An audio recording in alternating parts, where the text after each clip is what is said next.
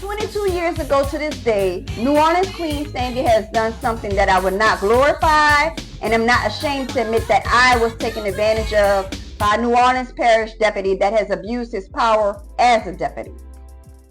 I was arrested at the Comfort Inn Motel in New Orleans on Tulane along with my mother and my best friend.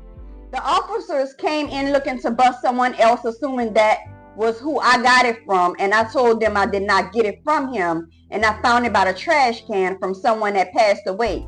I gave them a nickname that I was supposed to go on a date with because I thought it was a possibility the person that they were looking for could have been under that mask too, bruh.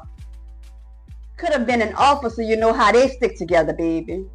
I refused to allow them to make it look like I was a rat.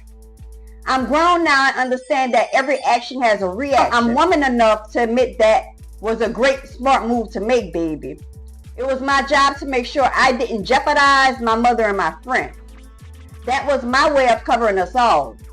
Even under pressure at that moment, when the officers were telling me who it was for, I still said it wasn't for the individual, baby. Now, straight to the point.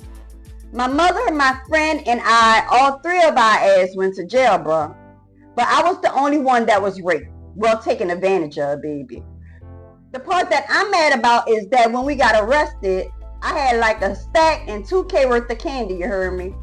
And this lame goof troop motherfucker had the audacity to bring me to booking an adult for fingerprinting and laid me on a table and ate my twat and sucked my toes. I'm being honest, bro. I could be like a thirsty bitch and say he made me hit my knees or something, but that would be how some men be lying on their dicks. But I'm not, you heard me. I can honestly say I had on new clothes, drawers, and shoes without a speck of dirt on my feet. But for real, bro, you can't do that to everybody. Was I your first, sir? And why me? That's why I'm happy that I am wiser and more educated now. I have a daughter and sons, and I cannot and will not allow them to believe that this is acceptable, baby. Ladies and gentlemen, I've been processing in group for years and has never not once processed this.